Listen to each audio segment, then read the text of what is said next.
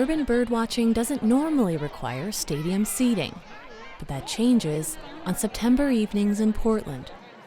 At Chapman School, huge crowds gather to watch as thousands of Vaux's swifts prepare to drop into the chimney to roost for the night. They are gathering and swirling in sort of every direction. And then as they somehow collectively decide this is the place to be for tonight, they start forming into a funnel. And then birds will just start dropping faster and faster out of this funnel. What triggers that? How they don't bump into each other, all these other cool questions in science.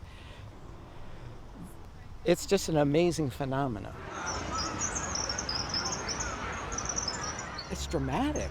And you can see it in the evening. You know, you don't have to get up early in the morning like all the crazy birders do and see this giant collection of birds disappear. Swifts would normally roost in hollow, old-growth tree trunks, but most of those were wiped out by logging. So the swifts started using old chimneys instead. Inside, they cling to the walls and huddle together to stay warm. But now, these chimneys are disappearing too. The chimneys that work, all of them had to be built before World War II. Around 1940-ish, fire codes changed and they had to put in a liner. Before World War II, you made your chimneys just out of bricks. And the little birds could hang on the bricks, but when they put a smooth concrete liner inside, they've got nothing to hang on to. So the ones that are being used now are old and crumbly and ready to fall down. Older chimneys aren't likely to survive a big earthquake, so many of them are being torn down. Larry Schwitters is leading an effort to save or replace the swift habitat in these chimneys. His latest project is in Albany, where the city recently demolished an old firehouse.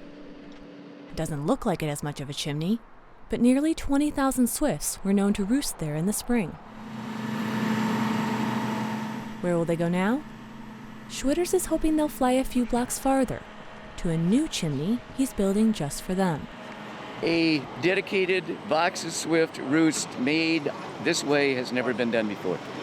The idea is this will be the first one, and if it works, we're going to have one of these maybe every 100 miles all the way along the migration. So when the chimneys crumble and get torn down, this was still got a place to roost.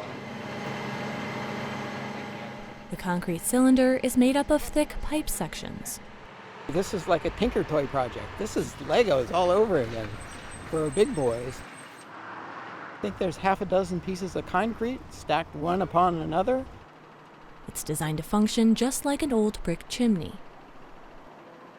Jim Fairchild with the Audubon Society of Corvallis is hoping the birds will like it just as well. A lot of chimneys nowadays have a liner that's a smooth surface, which is great for smoke and so forth, but not so good for the swifts. You usually don't see this in big pipe sections, but here the birds can hang on with their little claws, and this scoring has been done on all the sections to the very top of the chimney. How do you get the birds to switch over to the new roost? This is genuine Vaux swift guano, aka swift poop. The idea is we throw it in the chimney in the bottom, and it's got an odor, supposedly, that the swifts can smell. And if they fly over it and take a sniff, they'll think, hey, swifts have used this before. This is a good one. You can smell it. The sweet smell of success, Larry. Will the birds go for it? They don't know. There's no guarantees this is going to work. This is the pilot project. This is an experiment. What we think we need to do is get these birds, the first migration, that they come through, that they don't have a roost site.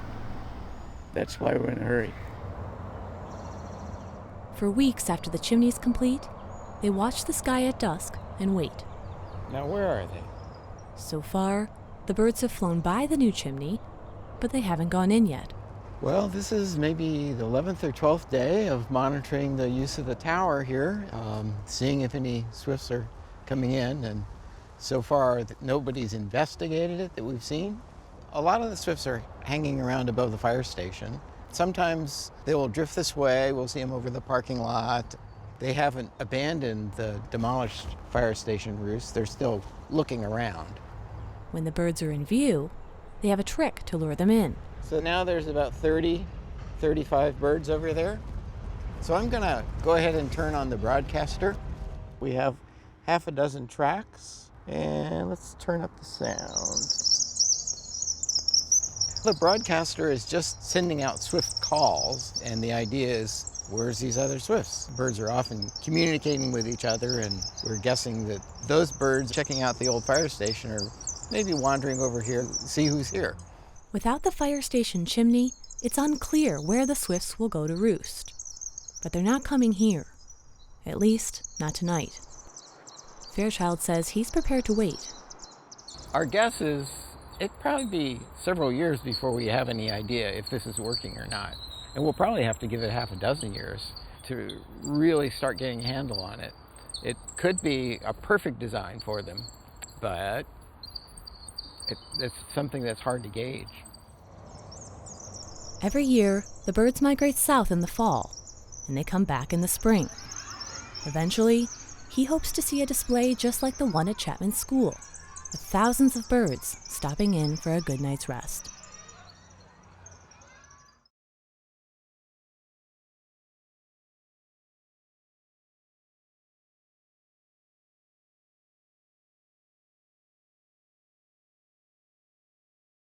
Great people just doing their thing in their own Northwesty way. We love bringing you stories like this. Support what you love. OPB.org/video.